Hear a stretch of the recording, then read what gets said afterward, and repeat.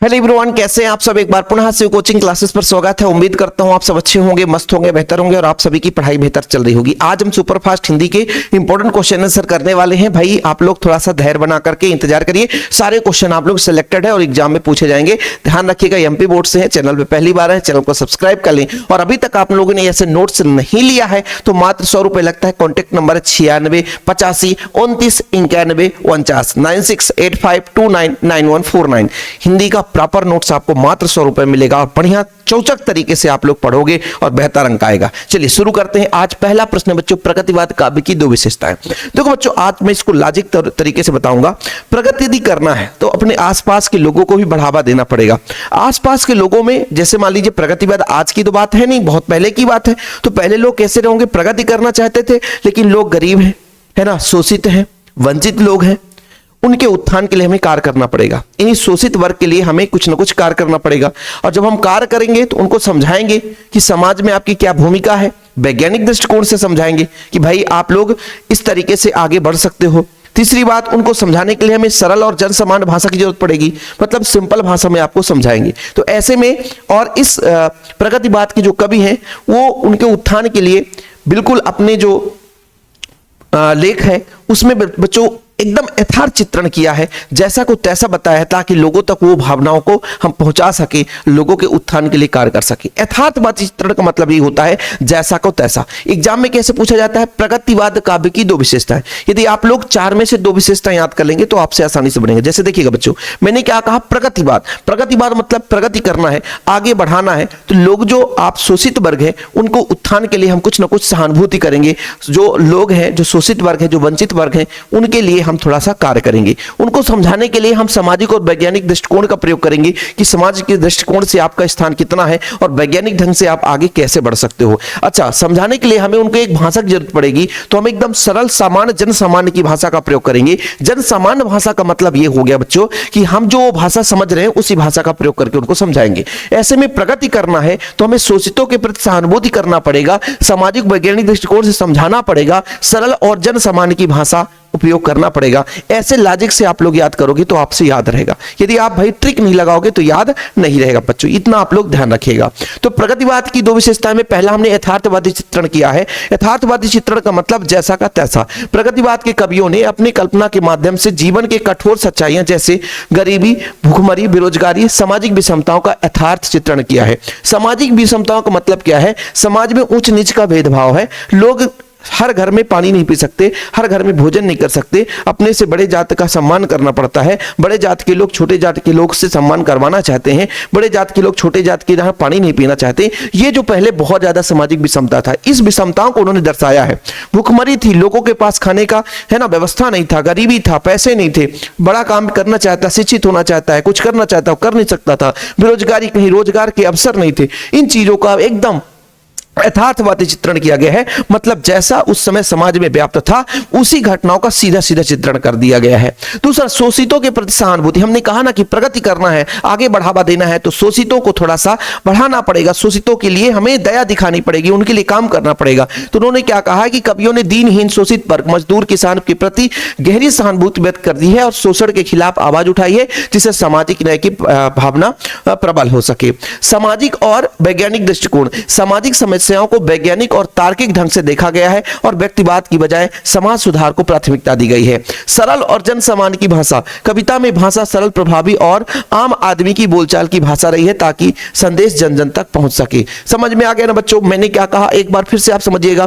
प्रगति का मतलब है प्रगति करना। यदि आपको प्रगति करना पड़ेगा तो लोगों को समझाना पड़ेगा। सही बात है सर, आसपास के जो लोग शोषित हैं उनको सहानुभूति देनी पड़ेगी और जब उनको समझाना है तो हमें मानसिक रूप से उनको सामाजिक और जो आपका वैज्ञानिक दृष्टिकोण से उनको समझाना पड़ेगा कि आप लोग कैसे आगे बढ़ सकते हो। और इस तरीके से हम कविताओं के माध्यम समझा रहे हैं तो कविता कैसी होनी चाहिए, सरल और जन सामान्य की भाषा होनी चाहिए। मतलब प्रगतिवाद के कवियों ने यथार्थ चित्रण किया है, जैसा को तैसा लिखा है। दूसरा आपका शोषित वर्ग के प्रति सहानुभूति। मतलब इस काल के कवियों ने, प्रगतिवाद के कवियों ने अपनी कविताओं के माध्यम से लोगों की गरीबी और भुखमरी एकदम सच्चाई का वर्णन किया है, सहानुभूति व्यक्त की है। किसान, आम व्यक्ति, मजदूर, इनके सच्चाई का वर्णन किया है, सहानुभूति है व्यक्त की है। सामाजिक और वैज्ञानिक दृष्टिकोण, उन्होंने ना केवल उनको कविताओं के माध्यम से, बोलचाल के माध्यम से अपनी भावना व्यक्त, बल्कि सामाजिक रूप से किस तरीके से विषमताएं उनको दूर करने के लिए उन्होंने विशेष महत्व दिया है।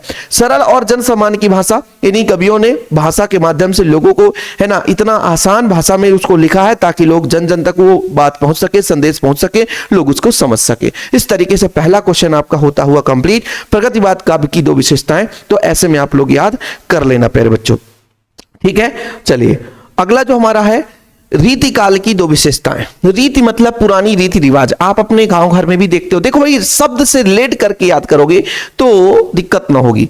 जैसे बोलते हैं रघुकुल रीति सदा चली आई, प्राण जाए पर बचन न जाई। यानी रघुकुल रीति, यानी पहले से ही अपनी रीति चली आ रही है, हम प्राण चली जाए तो बचन नहीं छोड़ेंगे। मतलब ये पहले की बात की है। रीति काल का मतलब हो गया पहले। और पुराने समय में क्या है, कवियों का बोलबाला बहुत ज्यादा था। कहां? राज दरबार में। राजाओं का भैया वहां पे ज्यादा महत्व। पहले राजा रजवाड़ते होते थे, पहले हमारे भारत में राजा ही चलते थे, राजा ही अपना अपने क्षेत्र में राज करते थे, शासन चलाते थे। अब तो मान लीजिए हमारे देश में प्रधानमंत्री हैं, राष्ट्रपति हैं, ऊपर न्यायिक व्यवस्था है, सारा चीज। लेकिन पहले अपने अपने क्षेत्र में राजा हुआ करते थे और अपने अपने राजा मंत्री रखते थे, है ना, सेना का भर्ती करते थे, न्यायिक व्यवस्था उनका सब पहले ऐसा सिस्टम था, रजवाड़ा कहलाता था। लेकिन अब तो आप लोगों को पता होगा, रजवाड़ा कुछ लोग आते होंगे रजवाड़ा क्षेत्र से, उनको तो पता ही होगा। तो अब वो चीज नहीं रह गया। यानी पहले जो रीति परंपरा थी, राजा का बेटा राजा होगा, ऐसी रीति चलती थी। तो रीति के आधार पर जो लोग थे, चाहते थे यदि हमने, जैसे राजा चाह लिया कि हमें इस लड़की के साथ शादी करना है, तो वो जबरदस्ती उठा लें, चढ़ाई कर देगा तो खत्म कर देगा। वो यदि चाह लिया कि हमको इसके साथ शादी करना है तो करा लेता था। प्रेम प्रसंग बहुत ज्यादा वर्णन था। रीति काल को श्रृंगार काल कहा जाता है, क्योंकि राज दरबार कवियों के माध्यम से राजा और रानियों की प्रेम श्रृंगार के बारे में बहुत कुछ वर्णन मिलता था। ठीक है, तो रीतिकाल मतलब श्रृंगार काल। रीतिकाल को श्रृंगार, क्योंकि वहां पे श्रृंगार रस की बहुत ज्यादा ढेर सारी शुभकामनाएं मिलती है। समझ रहे हो ना? ढेर सारी का मतलब क्या है, राजा चाह लेता था जिसको रानी बनाना बना ले, तब नहीं एक राजा के साथ साथ रानियां होती थी, है ना। तो भाई कहने का मतलब प्रेम प्रसंग भर भर के था। आज लोग दो रानी नहीं रख सकते हैं, अब तो भाई कानून भी नहीं है कि एक के साथ एक ही रहना चाहिए, नहीं तो फिर पैसे लगेंगे, ज्यादा देने पड़ेंगे, लोग पूरा खर्चा उठाना पड़ेगा। लोग दो दो तीन तीन भी कर लेते हैं, वो उनकी स्वेच्छा है। तो भाई साहब, रीति काल में क्या था, श्रृंगार काल की प्रधानता था। श्रृंगार रस क्यों की प्रधानता था भाई? क्योंकि उस समय जो कवि थे बड़े मनोरंजनकारी थे। बोले भैया हम थक गए हैं, आज हमें एक रानी चाहिए, और शादी करा लिए। ठीक है, ऐसे 2 4 7 रानी बना लेते थे, और रानी कुछ कह भी नहीं सकती थी, क्योंकि उस कर क्या सकती है, पूरा मतलब उसके लिए न्यायिक व्यवस्था और राजा ही है, जो करेगा वही करेगा, तो आप किससे गुहार लगाओगे, ऐसा होता था। ठीक है, तो श्रृंगार रस की प्रधानता होती थी, क्योंकि रीतिकाल काव्य में प्रेम और सौंदर्य मिलन, विरह की भावों का विशेष चित्रण मिलता है। कवियों ने नायक नायिका के शारीरिक और मानसिक सौंदर्य का सूक्ष्म वर्णन किया है, जिस श्रृंगार रस प्रमुख बन गया है। समझ रहे हो ना?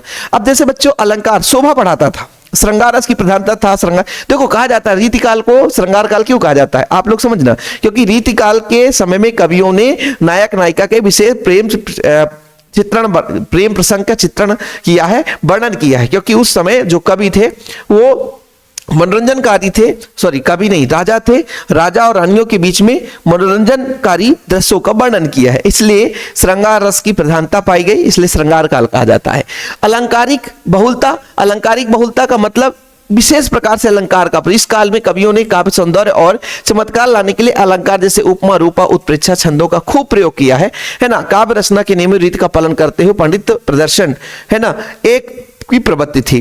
जैसे भाई अपने भाषा में लिख लोगे, रट्टा नहीं मारना कि ऐसे लिखना है। अलंकारिक बहुलता, आप अपने भाषा में लिखोगे कि इस काल के कवियों ने अपने काव्य संग्रह को चमत्कार लाने के लिए अनेक अलंकार जैसे उपमा, उत्प्रेक्षा और उपमान, अनुप्रास, कुछ भी लिख दो ना, जरूरी नहीं कि उपमा लिखो भाई, कुछ भी लिख दो, वहां चेक करने वाला नहीं कहेगा कि हाँ उपमा ही लिखना है। समझ रहे हो ना? दरबारी संस्कृति और विलासिता, यह काल राजाओं और सामंतों का संरक्षण में फला फूला, इसलिए काव्य में दरबारी जीवन, विलासिता और आश्रयदाताओं की प्रशंसा का चित्रण मिलता है। मैंने आपको बताया ना कि रीति काल में जो कवि होते थे वो राजा और रानियों के बीच में जो प्रेम प्रसंग होता था, दरबारियों के बीच में, उनके बीच में खूब सारा उन्होंने वर्णन किया। कि आजकल के भाई उस समय की बात कर रहे थे, वो बोले राजा बड़े मनोरंजनकारी है ना, जब चाहे शादी विवाह कर सकते हैं। तो इस तरीके से रीतिकाल की विशेषताओं की प्रवृत्तियों, कितने विशेषता एग्जाम में पूछे जाते हैं?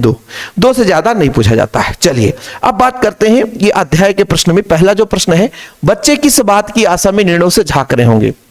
जैसे आप लोग मार्केट जाते हो, जब आप लोग मार्केट जाते हो तो आपके घर में जो छोटे छोटे बच्चे होते हैं वो इंतजार करते हैं आजकल के, भैया अंकल जी कब आ रहे हो, भैया कितने टाइम में घर आओगे। जानते हो क्यों? क्योंकि उनको उम्मीद रहती है कि मार्केट गए हैं ना, यानी बाजार गए हैं तो कुछ ना कुछ खाने के लिए जरूर लाएंगे।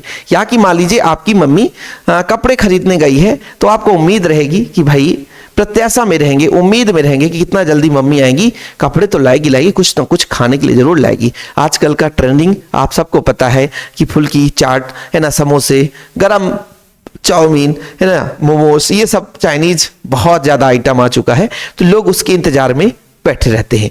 ऐसे ही बच्चे किस बात की है? नीड़ों से झांक रहे। नीड़ों का मतलब जो टहनियां हैं, टहनियों में अंदर जो आपके घोंसले बने हुए हैं उसमें चिड़िया के बच्चे हैं, और बच्चे देख रहे हैं कि हमारे माँ बाप कितने समय में लौट कर आएंगे, हमें क्या करेंगे, प्यार देंगे, साथ में दाना लेकर आएंगे, और दाना लेकर आएंगे तो हमें भोजन मिलेगा। इस बात की आशंका में बच्चे नीड़ों से झांक रहे होते हैं कि कितना जल्दी उनके माँ बाप आएंगे और हमें दाना खिलाएंगे। देखिएगा बच्चों, बच्चे जो पक्षी है दिन भर भोजन की तलाश में भटकते फिरते हैं, क्योंकि इधर उधर आप देखते हो चहचहाते हैं लोग, वो केवल भोजन के लिए इधर उधर भटकते रहते हैं। क्योंकि आपके जैसे थोड़ी ना है कि आपके घर में ढेर सारा धान आ चुका है, गेहूं आ चुका है, धान को बढ़िया चक्की से क्या करो, चावल बनवा लो और बढ़िया खाते रहो, दाल एक बार खरीद लो खाते रहो। ऐसा उनके पास नहीं है। हर दिन का भोजन, हर दिन एक नए तलाश में उनकी जिंदगी शुरू होती है। आप लोग, मनुष्य का जीवन ऐसा नहीं है कि हर दिन भोजन की तलाश करता है। वो एक बार यदि मेहनत कर लिया, जैसे किसान है, एक बार 4 महीने खेती कर लिया बढ़िया अच्छे तरीके से,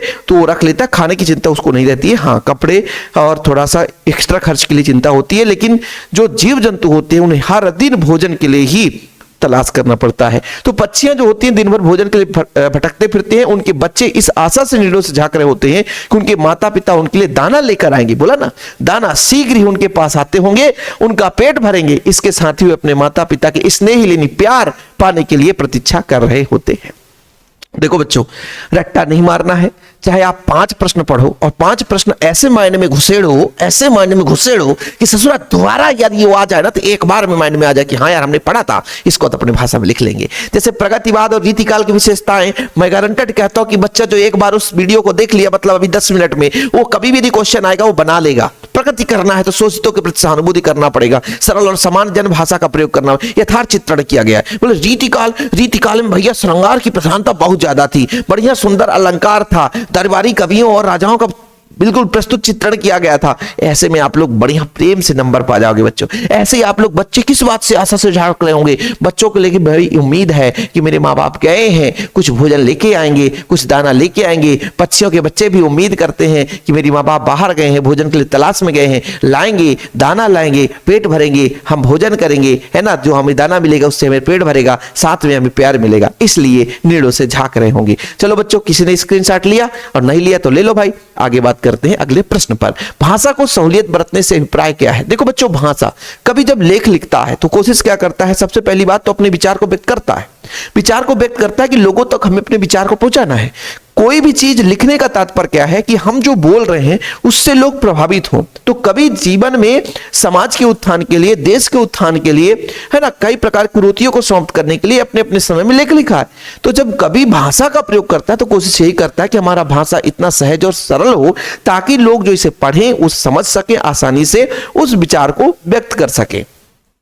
भाषा को सहूलियत बरतने का आशा यह है कि उसका सरल एवं स्पष्ट सहजता का प्रयोग करना चाहिए ताकि लोग आपके कविता को या लेखन को अच्छे से समझ सके। कोई भी रचना करते समय कवि को भारी भरकम बनावटी शब्द का समझ न आने वाले शब्दावली का प्रयोग बिल्कुल नहीं करना चाहिए। अपनी बात को स्पष्ट व सहज व्यवहारिक भाषा में रखना चाहिए। भाषा को सहूलियत बरतने का तात्पर्य यही है बच्चों। मैंने आपको बताया ना कि कवि जो लेख लिख रहा होता है तो बिल्कुल सरल, सहज एवं स्पष्ट भाषा हो। जो बनावटी भाषा हो, क्लिष्ट भाषा हो, कठिन शब्द है या समझ में न आने वाले शब्द हैं, उनका प्रयोग नहीं करना चाहिए। उनका प्रयोग करने से पाठकों की संख्या कम हो सकती है, उसको सुनने वाले लोगों की संख्या कम हो सकती है, उसको समझ नहीं सकते। जैसे आप पुराने जो श्लोक हैं, यदि आप लोग पढ़ो तो क्या समझ में आता है? नहीं आता है। क्यों? क्योंकि उसको हम समझ नहीं पाते, क्लिष्ट है। उसको समझाने के लिए अलग से पंडित चाहिए होता है कि भैया इस श्लोक को, संस्कृत को पढ़ो और फिर इसको समझाओ। हमारे बस की बात थोड़ी ना है, हम तो शुद्ध हिंदी वाले हैं। हम तो भाई संस्कृत से बहुत ज्यादा, है ना, बहुत दूरी बना के रखते हैं, क्योंकि संस्कृत भाई इतना बड़ा भाषा हम नहीं पढ़ सकते ना यार। तो ये चीज होती है कि जो क्लिष्ट भाषा है उसको पढ़ने में पसंद नहीं है। मैं अपने निजी भाव बताता हूं कि मुझे कोई कह दे संस्कृत विषय पढ़ाओ तो जीवन में मुझे पसंद नहीं आए। क्यों? क्योंकि मेरे लिए बहुत क्लिष्ट है। मैं अपने निजी जीवन की बात कर रहा हूं। हिंदी की भी, हिंदी सरल है, उससे सरल तो फिजिक्स और केमिस्ट्री की लैंग्वेज लग रही है, लेकिन संस्कृत मुझे बहुत कठिन लगता है। तो ऐसे ही लेखन जो करते समय ऐसे भाषाओं का प्रयोग करो ताकि सहज और सरल हो, जो समझ में ना आए, जो कठिन हो, जो बोलने में भी दिक्कत हो, ऐसे भाषा का प्रयोग नहीं करना चाहिए। इसलिए कहा गया कि भाषा को सहृदयता बरतना चाहिए। इसका अभिप्राय आप लोगों ने समझ लिया। स्क्रीनशॉट जरूर लिया करें, कम से कम आधे घंटे का लेक्चर हम लेकर आया करेंगे बच्चों, ताकि अधिक से अधिक क्वेश्चन हो जाए। कवि ने बादलों को बादल को क्यों कहा गया है? अरे भाई देखो जरा, देखो, जब बादल से क्या भूमिका है? बादल आता है तो बारिश कराता है, और जब बारिश कराता है तो गलियों की जो कचड़ों को साफ कर देता है कि नहीं? आप बताओ, पूरा गर्मी आप लोग कितना भी कीचड़ फैला लो, कितना भी गंदगी फैला लो, जब बरसात आती है और अच्छा खासा बादल पानी गिराता है तो फिर जो आसपास की जो कचड़े हैं, गंदगी है, वो सब बहकर चला जाता है। समझ रहे ना बच्चों? देखिए जरा थोड़ा सा, बादल राग कविता में ए विप्लव वीर यहां पर होना चाहिए। बादलों को विप्लव का बादल क्यों कहा गया है? हालांकि यहां पे थोड़ा क्वेश्चन मुझे मिसप्रिंट लग रहा है, लेकिन विप्लव के वीर बादल को कहा गया, ऐसा क्वेश्चन आना चाहिए। ए विप्लव के वीर बादल को क्यों कहा गया है? ये विप्लव के वीर बादल क्यों कहा गया? बादल को कहा गया क्योंकि बादल घनघोर वर्षा करती है, बिजलियां गिराती है, इससे सारा जीवन अस्त व्यस्त हो जाता है। बादल क्रांति का प्रतीक है, क्रांति आने से बुराई रूप कीचड़ जो है समाप्त हो जाता है तथा शोषितों व्यक्ति की जीने योग्य स्थिति मिलती है। समझ में आया कि जिस प्रकार से कुछ लोग ऐसे होते हैं कि शोषितों को दबाते रहते हैं कि कम पढ़ा लिखा है, हम जो कहेंगे वही करेगा, कोई दिक्कत नहीं है, कम पैसे में भी काम करेगा, ये सब लोग क्या करते हैं? दबाते रहते हैं। लेकिन यहां पर बादल रूपी क्रांति, कि बादल एक ऐसी क्रांति है जिसके आने से कीचड़ रूपी जो हमारे अंदर जो अशुद्धियां है ना, उसको बहाकर क्या कर देता है? दूर कर देता है। जैसे बादल गरजता है, बिजली गिरती है, पानी बहता है, और तेज जब पानी बहता है तो घर के आसपास जितने भी कीचड़ होता है वो कीचड़ दूर हो जाता है। उसी प्रकार की मन की जो अशुद्धियां, जो मैल है, वो भी धुल जाता है। समझ रहे हो? इसलिए कहा गया है बादलों को विप्लव का वीर। ओके बच्चों, घनघोर वर्षा करता है, बिजली गिराती है, इससे सारा जीवन अस्त व्यस्त हो जाता है। बादल क्रांति का प्रतीक है, क्रांति के आने से, यानी जब क्रांति आती है तो कीचड़ रूपी जो बुराई है हमारे शरीर के अंदर वो समाप्त हो जाता है और व्यक्ति को जीने योग्य बना देता है। शोषित व्यक्ति जो है वो मुक्त हो जाता है। चलिए अगला प्रश्न है, परचेसिंग पावर का क्या अभिप्राय बच्चों? परचेस मतलब होता है खरीदना। जैसे लोग बाजार जाते हैं और यदि उसके पास पैसे हैं तो बिना मतलब वो बाजार बात को बढ़ावा देते हैं। जैसे आप लोगों का टारगेट नहीं है कि हमें 95% हम पढ़ रहे हैं, जितना नंबर आ जाए तो आ जाए, तो ऐसे में कोई मतलब नहीं है, आप जितना चाहते भी उतना भी नहीं बन सकता।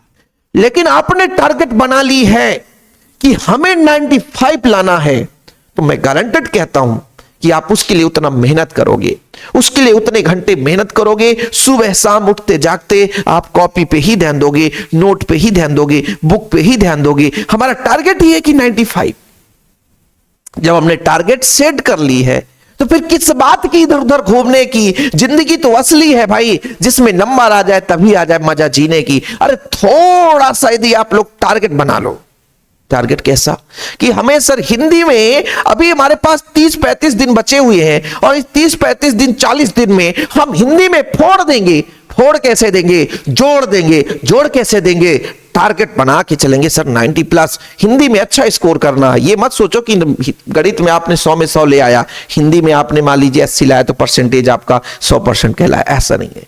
जितना नंबर आपका परसेंट बढ़ाने में मैथ का कर रहा है, फिजिक्स कर रहा है, केमिस्ट्री कर रहा है, उतना ही हिंदी का भी योगदान है। तो हिंदी को क्यों कमजोर समझते हो? केवल लेक्चर देखकर भी नंबर तो ला सकते हो। तो लेक्चर को शेयर कर दो ना भाई अपने दोस्तों तक, तो उनको भी फायदा मिल जाए। ठीक है, और नोट्स जरूर ले लो। कॉन्टेक्ट नंबर है, जिन बच्चों को नोट्स लेने हैं उनकी मैं बात करूं, मात्र 100 रुपए चार्ज लगता है। तो टारगेट आज बना लेना कि सर हम 40 दिन आपके लिए जुड़े हैं और 40 दिन आपके साथ दबा कर शेयर करेंगे, दबा कर पढ़ाई करेंगे और अपने दोस्तों को जोड़ेंगे। मजा आएगा, चौचक तरीके से नंबर आएगा। ये मेरा आपसे वादा है। लेकिन हाँ, मेहनत करना पड़ेगा, बिना मेहनत के जय जयकार नहीं होती। समझ रहे हो ना? आप लोग हरिवंश राय बच्चन जी की कविता तो पढ़े होंगे, नन्ही से चींटी जब दाना लेकर चढ़ती है, चढ़ती हुई दीवार पर 100 बार फिसलती है, आखिर उसकी मेहनत बेकार नहीं होती, कोशिश करने वालों की कभी हार नहीं होती। तो आप लोग भी कोशिश करो कि कभी हार नहीं होगा बच्चों। परचेसिंग पावर का मतलब होता है क्रय शक्ति, पैसे खर्च करने की जो पावर है बच्चों, है ना, पैसे खर्च करने की जो क्षमता है उसे बोलते हैं परचेसिंग पावर। हम सामाजिक विकास के कार्यों में अपनी इस क्षमता का प्रयोग कर सकते हैं, जैसे कि हम ऐसे सामान खरीद सकते हैं जो कि कुटीर उद्योग, हस्तशिल्प तथा लघु उद्योगों को बढ़ावा मिलता है। ठीक है, यहां पे एक 2 नंबर में भी क्वेश्चन आ जाएगा, 1 नंबर परचेसिंग पावर का अभिप्राय क्या है लिखिए, तो क्रय शक्ति, ये बहुत ऑब्जेक्टिव में पूछा जाता है ऐसे। ठीक है, बाकी क्रय शक्ति का मतलब यही है कि जिसके पास पैसा है, पैसा लेकर बाजार जाता है। जैसे इससे क्वेश्चन और बनते हैं बच्चों कि बाजार बात को बढ़ावा, जो जैसे मान लीजिए मन खाली हो तो बाजार बात को बढ़ावा कैसे मिलता है? मन खाली का मतलब आपके मन में कोई विचार नहीं है कि हम बाजार जाएंगे तो ये चीज लेके आएंगे, और जब विचार नहीं है तो आप कुछ भी जाकर के खरीद लाते हो और वो बाजार बात को बढ़ावा देता है। ठीक है, तो परचेसिंग पावर का अर्थ सिर्फ और सिर्फ यहाँ पे बच्चों क्रय शक्ति है। क्या है? क्रय शक्ति है। अगला देखते हैं बच्चों, ऊषा कविता में कवि ने भोर के नभ की तुलना किससे की है? बढ़िया सिंपल है बच्चों। भोर के नभ की तुलना जो राख से लिपे हुए गीले चौक है बच्चों, जो आंगन राख से लिप देते हैं। जैसे देख लो, जब भोर होता है तो सुबह का मनोरम दृश्य कैसा होता बच्चों? एकदम राख जैसा लीपा पोता हुआ नजर आता है ना, धुंधला, है ना, थोड़ा सा कालापन दिखाई देता है, धुंधला दिखाई देता है। जैसे आप लोग कभी अपने घर में देखना कि मैं गांव की बात कर रहा हूं, शहर में तो बढ़िया टाइल्स लगा हुआ है, किचन में पोछा लगा दिया जाता है, कहीं मिट्टी नाम का चीज दिखने, आंगन में भी बढ़िया टाइल्स लगा हुआ है, सुव्यवस्थित तरीके से पूरा घर बना हुआ है। लेकिन गांव में भी आज भी मजा आता है यार। आंगन किसका बना हुआ है? मिट्टी का है ना भाई। घर में भी अंदर क्या है? मिट्टी से। अब आजकल गांव में भी बहुत ज्यादा प्राथमिकता नहीं रह गया, अब धीरे धीरे हर जगह मतलब टाइल्स का जमाना आ गया, है ना। लेकिन अभी भी जैसे हमारे ही आंगन में और किचन में अभी क्या है? मिट्टी है। आंगन और किचन में जब मिट्टी है तो हर दिन सुबह, मैं किचन की बात करता हूं, हर दिन सुबह गोबर से लिपाई करते हैं, गोबर से लिपाई करते हैं। ऐसे ही पुराने जमाने के लोग गोबर न लीप करके राख से लीपते थे। राख से जब लीपते हैं तो गोबर से थोड़ा हल्का नीलापन रहता है, लेकिन जब राख से लीपते हैं जमीन को, चौके को, तो वो थोड़ा सा कालापन दिखाई देता है, थोड़ा धुंधलापन दिखाई देता है। जिस तरीके से सुबह भोर यानी सूर्योदय होने के पहले, सूर्य जब दिखाई नहीं देता उसके पहले, जैसे ही सूर्योदय होने से जस्ट मतलब सूर्योदय सूर्य निकलने से जस्ट पहले जब आकाश देखोगे तो एकदम धुंधलापन, मतलब हल्का कालापन दिखाई देगा, और वो मनोरम दृश्य आपके जैसे आंगन में राख से लीप दिया जाए और वो चौका दिखाई देता है। सेम उसी तरीके से नभ में बच्चों जब सूर्योदय होता है, सूर्योदय के पहले, है ना, आकाश उसी तरीके से दिखाई देता है। इसलिए कवि ने जो सूर्योदय का समय का जो वक्त है उसको चौके को जो हम राख से लीपते हैं, राख से लिपी गई चौके या आंगन से तुलना किया है। समझ रहे हो ना बच्चों? अपने भाषा में समझाने की कोशिश कर रहा हूं इसको, ताकि आप लोगों को समझ में आ जाए। ठीक है, तो उषा कविता में प्रातःकालीन नभ की तुलना राख से लिपे हुए गीले चौके से की है, क्योंकि भोर के समय आकाश नम, धुंधला, एकदम सुंदर, आकर्षक, मनोरम दृश्य दिखता है। ठीक है, जिस तरीके से इसके आगे आप लिख सकते हो कि जिस तरीके से आंगन में राख से चौका लिपते हैं, है ना, तो हमें वो सुंदर और आकर्षक दिखाई देता है। ऐसे ही सुबह का वक्त, सूर्योदय से पहले का वक्त आकाश धुंधला पर, है ना, दृश्य मनोरम दिखाई देता है, इसलिए इसकी तुलना की गई है। ठीक बच्चों, चलिए आगे बढ़ते हैं। स्क्रीनशॉट ले लिया करो, बाद में हमें मत कहना। भक्तिन के आ जाने से महादेवी वर्मा अधिक देहाती कैसी हो गई? भक्तिन कहां की रहने वाली थी? गांव देहात की रहने वाली थी। ठीक है, लेकिन जब महादेवी वर्मा के पास आती है तो अपने गांव की जो विचार है, गांव का रहन सहन है, गांव का खान पान है, गांव के जैसा कार्य है, वो अपना नहीं छोड़ती, बल्कि महादेवी जी को ही भक्तिन के आधार पर चलना पड़ता है। गांव के हिसाब से नाश्ता बनाना, गांव के हिसाब से खाना बनाना और महादेवी जी की बिल्कुल अच्छे तरीके से ध्यान रखना महादेवी को पसंद आ जाता है, और महादेवी वर्मा भक्तिन के आधार पर गांव के जैसा वो व्यवहार करने लग जाती है और देहाती बन जाती है। थोड़ा पढ़िए, मजा आएगा। भक्तिन के आ जाने के बाद महादेवी देहात की संस्कृत रहन सहन, खान पान, वेशभूषा आदि का ज्ञान हो गया। मतलब जब भक्तिन कहां से आने वाली थी? गांव से। महादेवी कहां से रहे? शहर में। तो जब भाई महादेवी के पास भक्तिन आती है और महादेवी के साथ रहने लगती है, तो महादेवी वर्मा जी को भी भक्तिन के आधार पर, यानी भक्तिन से ही सीखेगी गांव का रहन सहन, खान पान, गांव में कैसे लोग खाते हैं, कैसे रहते हैं, कब उठते हैं, कब जागते हैं, कब सोते हैं, किस तरीके से संस्कृति है उनका, ये सब चीज ज्ञान हो जाता है किसको? महादेवी वर्मा जी को। उसने लेखिका का मीठा खाना बिल्कुल बंद कर दिया, क्योंकि गांव में आज भी लोग देखते हो कि सुबह की नाश्ता रोटी से होती है, और शहर में सुबह की नाश्ता ब्रेड पकौड़े और चाय की नाश्ता चाय से होता है। लेकिन गांव में नहीं। गांव में चाय, आज भी जो लोग हैं वो चाय ज्यादा पीना पसंद नहीं करते। गांव में मीठा चीज आइटम ज्यादा खाना पसंद नहीं करते। हम लोग भी गांव में रहते हैं। अब तो मुझे थोड़ा सा चाय से एलर्जी भी है, लेकिन पहले भी जब हम अब तो चाय पीने की भी क्षमता है। पहले एक समय था जब हमारे घर में चाय, कभी मेहमान आते थे तब बनता था, जब हम बहुत छोटे थे। ठीक है, वो समय था, आज से 10 साल पहले की बात है, कि वो समय था कि जब मेहमान आते थे तब चाय बनता था। क्यों? क्योंकि उतनी क्षमता भी नहीं थी कि डेली चाय पिए, और दूसरी बात चाय का आदत भी नहीं था। तीसरी बात, गांव देहात के लोग चाय को प्राथमिकता भी नहीं देते थे। लेकिन आज चाय एक ऐसा बीमारी बन चुका है लोगों की, चाय के बिना नींद नहीं आती है। ठीक है, तो गांव का जो नाश्ता है आज भी सुबह के रोटी से शुरू होता है ना। रोटी चाहे वो ज्वार का हो, चाहे गेहूं का हो, जिसका भी हो, है ना, बाजरा का हो, जिसकी भी रोटी बन जाए उससे शुरू होती। लेकिन गांव के लोग सुबह की नाश्ता रोटी से नहीं करते। पोहा में हल्का शक्कर डाल दो भैया, थोड़ा सा मीठापन रहे, है ना। शहर और गांव में यही तो मजा है ना। गांव का जीवन बहुत अच्छा रहता है। अब लोग कहते हैं सर आपकी लाइव क्लास क्यों नहीं आती है? बस लाइव ही क्लास नहीं ले पाता हूं ना, क्लास तो देता हूं ना, क्योंकि मैं गांव में रहता हूं। बड़ा सुकून से जिंदगी है, कोई प्रदूषण नहीं, कोई धुआं धूल धक्कड़ कुछ भी नहीं, एकदम शांत माहौल में रहो, जिंदगी मस्त है। अब जैसे आप आज इस समय देखो, दिल्ली में जो व्यक्ति रहता है, न्यूज देखना, वो प्रदूषण से परेशान है। सब लोग प्रदूषण कर रहे हैं। इतना ज्यादा कोहरा गांव में नहीं रहता जितना वहां दिल्ली में ऑल टाइम बना रहता है। जितना यहां रात में रहता है उतना वहां दिन में कोहरा छाया रहता है। तो ये है बच्चों गांव और शहर की फर्क, है ना। तो लेखिका जो है मीठा खाना बंद कर देती है। उसने गाढ़ी दाल व मोटी रोटी, राजस्थान के लोगों का देहाती, यदि आप लोग कभी बाजरा की रोटी देखो, मुझे बहुत पसंद है। अपने यहाँ बाजरा की रोटी नहीं चलती है, अपने यहाँ बाजरा होता भी नहीं है। राजस्थान की मैं देखा कि इतने मोटी रोटी, मतलब मोटी तो इतनी रहती है लेकिन इतनी बड़ी मोटी, और बढ़िया आग लगाते हैं और रोटी को बढ़िया दबा देते हैं, 1 घंटे पकता है, और उसको फिर बढ़िया छोटे टुकड़ों में मींज करके और उसमें घी डाल करके, सब्जी डाल करके खाते हैं। वो आनंद देखो भाई। तो मोटी रोटी खिलाकर लेखिका के स्वास्थ्य को संबंधी चिंता दूर कर देती है। जो जितना मीठा खाता है उतना हो उसकी बीमारी होती है। तो लेखिका यहां पे मीठा खाना बंद कर देती है, देहाती हो जाती है, और मीठा खाना बंद कर दी तो स्वास्थ्य के लिए उसको लाभदायक हो जाती है। इसके साथ ही भक्तिन ऐसी परिस्थितियां भी उत्पन्न कर देती है कि वह देहाती परंपराएं तक निभाने के लिए बाध्य हो जाती हैं। इसके लिए अतिरिक्त उसके महादेवी वर्मा देहाती भाषा भी सिखा दी। इस प्रकार से भक्तिन के आ जाने से महादेवी देहाती बन गई। सबसे पहली बात तो कोई व्यक्ति दूसरे चीजों को कब सीखता है? जब उसका स्वार्थ छिपा रहता है। अब भक्तिन आ गई, भक्ति ने देखा कि भाई महादेवी जी को बहुत सारे रोग हैं, वो अपने गांव की देहाती खाना खिलाना शुरू कर दी। अब जब खाना खिलाना शुरू कर दी तो भाई लेखिका जो है वो प्रभावित तो होगी, बढ़िया प्रभावित हो गई। और जब प्रभावित हो गई तो उसके जगह से बोलने भी लग गई, उसकी संस्कृति भी सीख ली, उसकी भाषा को भी सीख ली, क्योंकि उससे फायदा है।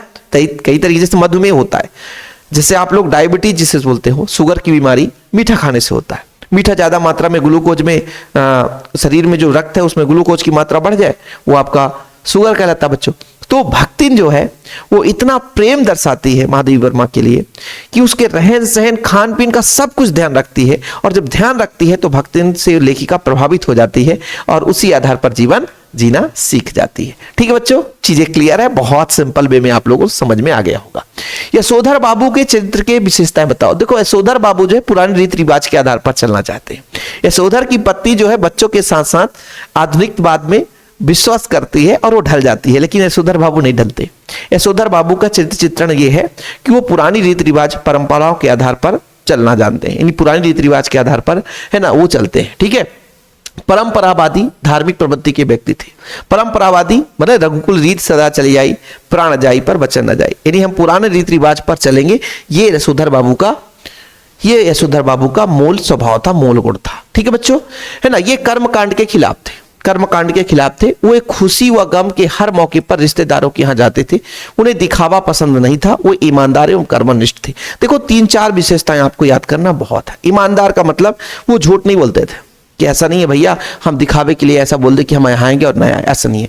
हर दुख और सुख सब में वो अपने घर परिवार के साथ रहते थे, अपने रिश्तेदारों के यहाँ भी जाते थे, है ना। दिखावा बिल्कुल पसंद नहीं थे। कोई कह दे कि दिखावा है तो बिल्कुल पसंद नहीं, दिखावा बिल्कुल पसंद नहीं करते थे। समझ में आ गई बच्चों? ठीक है, इतना क्लियर। तो 3-4 विशेषताएं आपको याद कर लेना है। चलिए अगला प्रश्न है, सांग रूपक अलंकार की परिभाषा उदाहरण से देखिए। देखो बच्चों बीच बीच में अलंकार भी, छंद, रस, ये सब चीज मैं ऐड करता रहता हूं ताकि आप लोगों को दिक्कत ना हो। सांग रूपक, रूपक अलंकार का ही प्रकार है सांग रूपक, जहां पे बच्चों उपमेय को उपमान के साथ एकदम प्रत्यारोप कर दिया जाए। सांग रूपक सभी अंगों का आरोप कर दिया जाए, वहां सांग रूपक अलंकार होता है। देखो जिस रूपक में उपमेय के अंगों अथवा अवयवों का उपमान के अंगों अथवा अवयवों पर आरोप किया जाता है वो सांग रूपक अलंकार होता है। उदित उदयगिरि मंच पर रघुबर बाल पतंग, विकसे संत सरोज सब हर्ष लोचन भ्रंग। ये आप लोगों को एक एग्जाम्पल मैं आप लोगों से कहना चाहता हूं, जरूरी नहीं है कि मैं जो एग्जाम्पल दे रहा हूं वही आप कहीं से भी, आप किसी भी बुक से एक सरल एग्जाम्पल उदाहरण ढूंढ लो, लेकिन सांग रूपक अलंकार बता दिया कि जिस अलंकार में या रूपक में उपमेय के अंगों अथवा अवयवों का उपमान के अंगों के साथ अवयवों का आरोप किया जाए। देखो भाई ये सांग रूपक अलंकार का ही प्रकार है। तो जिस रूपक में उपमेय के अंगों अथवा अवयवों पर उपमान के अंगों अथवा अवयवों का आरोप कर दिया जाए, यानी पूरी की तरफ सांग मतलब सभी अंगों का आरोप कर दिया जाए उपमेय में उपमान का, तो फिर वहां पे सांग रूपक अलंकार होता है। उदित उदयगिरि मंच पर रघुवर बाल पतंग, बिकसे संत सरोज सब हर्ष लोचन भ्रंग। ठीक है, तो ये आपका बच्चों प्रश्न उत्तर हुआ। अगला प्रश्न देखिए, लक्षणा शब्द शक्ति। देखो बच्चों एक ऐसा शब्द शक्ति जिसमें से लक्षण प्रतीत हो, मतलब वास्तविक शब्द वहां पे ना लिखा हो लेकिन उससे अर्थ कुछ दूसरा समझ में आए, मतलब शब्द कुछ और लिखा है और उसका लक्षण समझ में आए। जैसे वह भैंस जैसा मोटा है, भैंस जैसा है मतलब बोल दिया जैसे वह भैंस जैसा है। भैंस जैसा है मतलब बहुत मोटा होगा यार, इसलिए बोले उसको भैंस। जैसे बोले पेट में चूहा कूद रही है, चूहा थोड़ी कूदती है, कभी चूहा नहीं कूदती, मतलब भूख लगा है, तो लक्षणा शब्द शक्ति हो गया। जैसे यहां पर देखो पेट में आग लगी है, आग लगी है मतलब खलबली मचा हुआ है अंदर से, है ना, बहुत ज्यादा भूख लगा हुआ, मतलब कुछ भी मिल जाए वो खा लेगा, तो ये लक्षणा शब्द शक्ति है। शब्द शक्ति कितने प्रकार के होते हैं बच्चों? 3 प्रकार के, अभिधा, व्यंजना, लक्षणा। अभिधा मतलब सीधा सीधा समझ में आ जाए, और लक्षणा मतलब लक्षण प्रतीत हो। जो शब्द है उससे हम केवल उस शब्द जो है मतलब टू कॉपी अर्थ को व्यक्त नहीं करता, उससे अलग अर्थ निकलता। पेट में आग लगी है तो क्या आग लगता है पेट में? जब वो शमशान घाट में जाता है तभी आग लग सकती है, लेकिन आम व्यक्ति के पेट में आग लगा होना डायरेक्ट सीधा अर्थ नहीं बताता, उसके लक्षण को बताता है। आग लगी है मतलब जिसे बोलते हैं ना आग लगी है सीने में, तो देश के प्रति प्रेम व्यवहार की बात की जा रही है, देश के लिए ओज की बात की जा रही है। आग लगी है सीने में, उसके आग लगी है सीने में आग लग जाना मतलब किसी के प्रति अच्छा क्रोध आ जाना अंदर से कि भैया हम ऐसा कर ही लेंगे। समझ लो बच्चों, पेट लगी है, पेट में आग लगी है। तो लक्षणा शब्द शक्ति वह शब्द शक्ति है जिस शब्द को किसी शक्ति से उसका साधारण से भिन्न और वास्तविक अर्थ प्रकट होता है, वो लक्षणा शब्द है। बोला गया है साधारण शब्द से भिन्न, साधारण जो अपना शब्द लिखा है पेट में, इससे भिन्न अर्थ निकले, वहां पे लक्षणा शब्द शक्ति होता है, जैसे पेट में आग लगी है। ठीक बच्चों, चलिए अगला प्रश्न है, यशोधर बाबू की पत्नी समय के साथ ढल जाती है। देखो मैंने बोला ना कि यशोधर बाबू परंपरावाद पर निर्भर करते हैं, वो ढल नहीं पाते, लेकिन उसकी पत्नी आसानी से ढल जाती है। ठीक है, सफल हो जाती है, लेकिन यशोधर बाबू असफल रहते हैं। ऐसा क्यों? यशोधर बाबू क्यों ढल जाते हैं? क्योंकि वो बच्चों के साथ नहीं, यशोधर की पत्नी क्यों ढल जाती है? क्योंकि उसके बच्चे जो है वो पुरानी रीति रिवाज को, परंपरा को पालन नहीं करना चाहती है। तो बोलती है यार अधिकांश समय तो हमें बच्चों के साथ रहना है, और जब बच्चों के साथ रहना है तो हमें बच्चों वाली जीवन जीना पड़ेगा, नहीं तो फिर दिक्कत हो जाएगा। समझ रहे हो ना बच्चों? देखो, यशोधर बाबू की पत्नी समय के साथ ढलने में सफल होती है क्योंकि वह परिवार और नए विचारों को अपनाने के लिए तत्पर रहती है। उनकी लचीलापन, समायोजन की क्षमता उन्हें बदलती परिस्थितियों के साथ मेल बिठाने में मदद करती है ना। इसके विपरीत यशोधर बाबू असफल रहते हैं क्योंकि वे अपनी पुरानी आदतों और स्थित मानसिकता से चिपके रहते हैं। मतलब आज भी जैसे घर में आप लोग देखोगे, जब जो सबसे बूढ़े होंगे दादा दादी, तो कई तरीके से नियम बनाकर रखे हुए कि उत्तर मंगल काल विरोधा, उत्तर साइड मंगल को नहीं जाना चाहिए।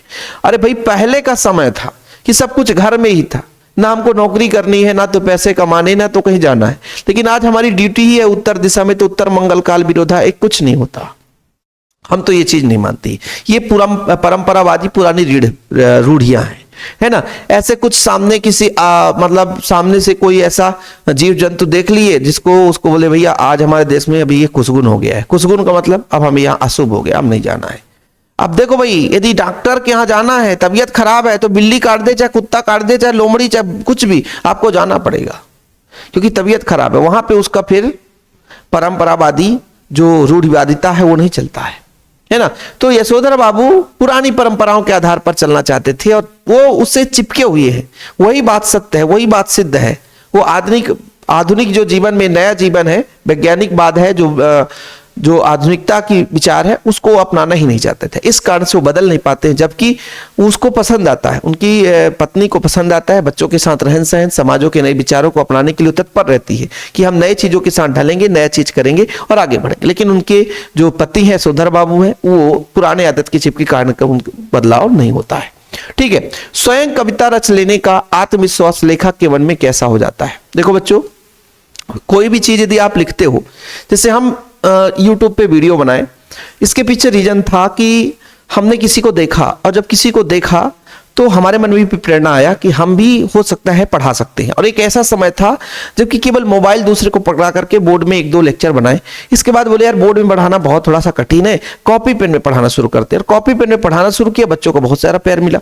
और जब कॉपी पेन से भैया हम सोचा अब जमाना आ गया डिजिटल बोर्ड का, तो डिजिटल बोर्ड ले आए। मतलब किसी को देखकर, किसी से प्रेरित होकर के हम काम करते हैं। समझ में आया बात? तो आरंभ में सौंदलगेकर उसकी प्रतिभा को देख निखारने में उनकी सहायता करते हैं। कौन? सौंदलगेकर जो है ना, सौंदलगेकर जो है कवि के जो प्रतिष्ठा है, जो प्रतिभा है, उसको निखारने का काम करते हैं। वह नायक को उस समय कवियों के बारे में बताते हैं, जिससे लेखक के मन में कवियों के प्रति संदेह समाप्त हो जाता है और उनका आत्मविश्वास बढ़ता है। इस प्रकार उसने स्वयं कविता रच लेने का आत्मविश्वास पैदा कर लेता है। कहने का तात्पर्य, सौंदलगेकर जो उनको पढ़ाते हैं, सौंदलगेकर उनको थोड़ा सा प्रेरित करते हैं, उनके भावनाओं को निकारते हैं, उनके जो विचार है उनको थोड़ा सा बढ़ाते हैं और कई तरीके से कवियों की कहानी को सुनाते हैं, कवियों के बारे में बताते हैं। तो जब यहाँ पे लेखक की बात की जा रही है, जब वो कई कवियों के बारे में सुनता है, समझता है, तो उसके मन में भी है ना नए लेख लिखने के लिए भावना प्रेरित हो जाता है और बोलता है कि मैं भी ऐसा कर सकता हूं, क्योंकि प्रेरित हो जाता है ना।